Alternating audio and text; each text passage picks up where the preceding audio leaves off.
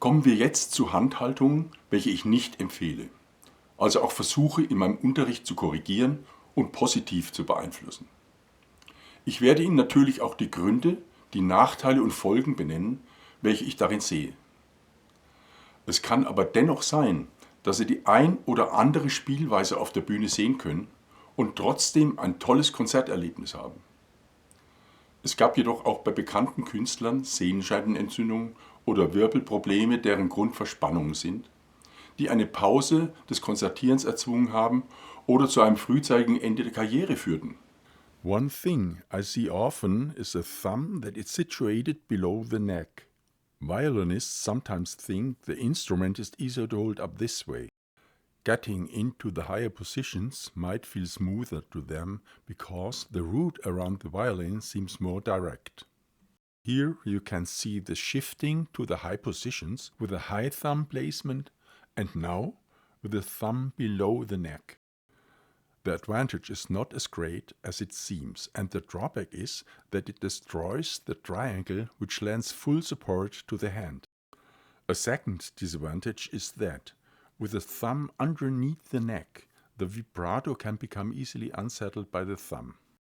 With this setup, there is a real danger that the hand starts to create a vice grip. This makes a natural vibrato nearly impossible, and tension and other problems become inevitable. Problems get worse when the violin is resting directly on top of the thumb, which flattens the whole hand.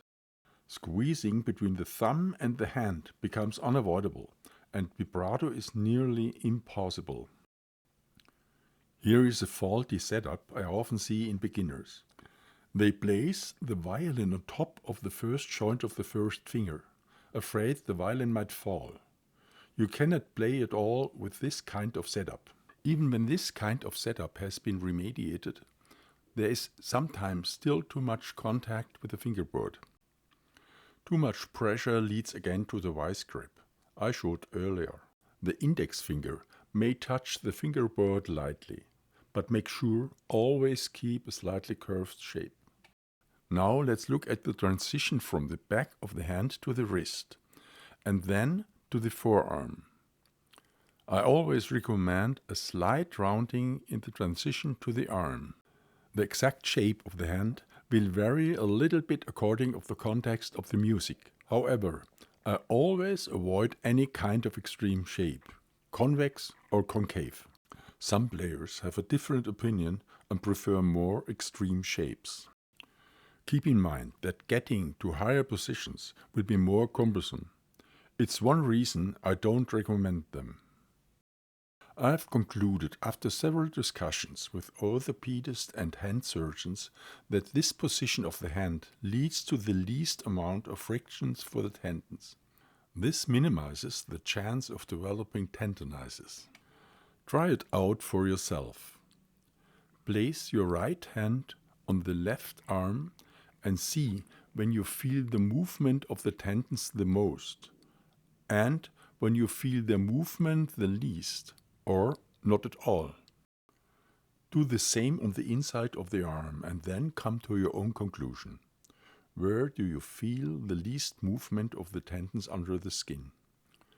When the wrist is more or less straight, I feel the tendons movement the least. This is how the amount of stress on the tendon and the tendon sheath is the least. The most difficult thing about the left hand is that we have to turn the arm inward so the fingers can walk freely on the fingerboard when the instrument is up on the shoulder. But how do we get to the turn? When I ask people to turn their arm to the left, most tend to do the same thing. They move the thumb first because they somehow feel like this will support the motion. The result will be a flattened hand, which is not what we want for our optimal setup. The movement of the thumb doesn't in fact help increase the flexibility of the elbow. Here we can get a few millimeters farther in the turn. If this amount of rotation is not enough, your scale will quickly look like this. The hand will rotate back as soon as the tension gets too high, and as you can see, The fingers will not longer be over their destinations.